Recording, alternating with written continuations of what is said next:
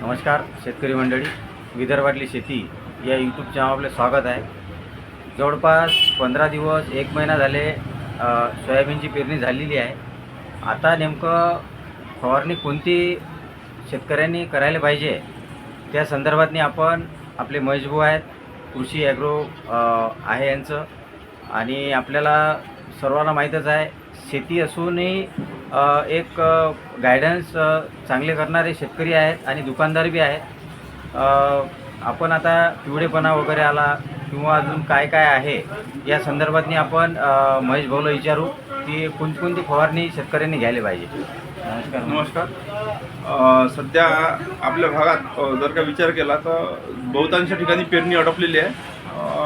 सध्या पाऊसही थोडा बरा प्रमाणात सुरू आहे, परंतु ज्यांची पेरणी आधी झालेली होती किंवा ज्यांचे आता डवरणे वगैरे चालू आहेत अशा परिस्थितीत ज्याचे पीक आहेत त्याच्यात सध्या आपल्याला पाहायला मिळत आहे की बहुतेक जणांचे सोयाबीन हे पिवळे पडत आहेत. तर ते पिवळे पडायला दोन कारण आहेत. आधी मधात थोडंसं पाण्यानं सूट दिली होती, मधात पाणी नव्हतं, तर त्यावेळेस जे टेम्परेचर वाढलं होतं काही ठिकाणी त्यामुळे पिवळे पडले.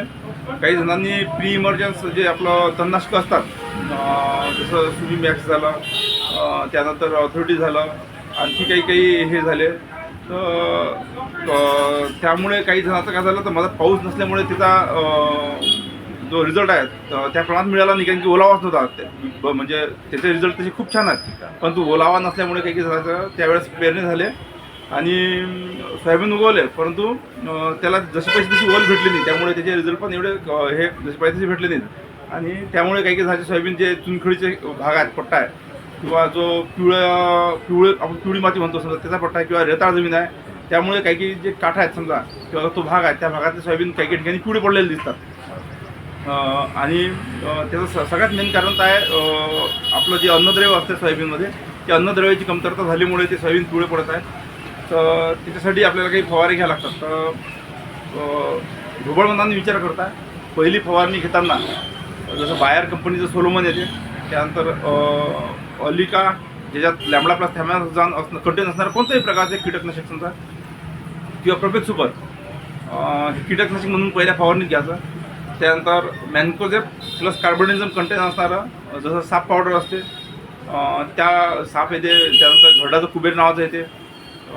यापैकी कोणतेही एक बुरशीनाशक. त्यानंतर ह्युमिक अम्युनो आणि सीव्हीड याचं कॉम्बिनेशन असणारं एखादं टॉनिक.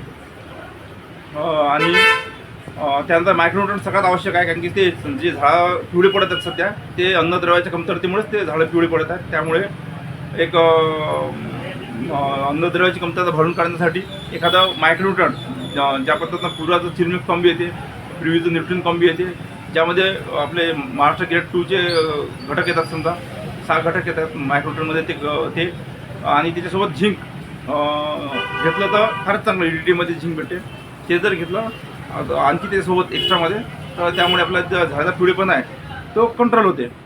आणि त्यानंतर एक आपलं मायक्रोन्यूट्रंट झालं, ह्युमिक अम्युनो सीव्हीड, त्यानंतर एक कीटकनाशक आणि एक बुरशीनाशक समजा याचे कॉम्बिनेशन करून सध्या पहिली फवारणी घेतली तर त्याचे रिझल्ट एकदम चांगले येते.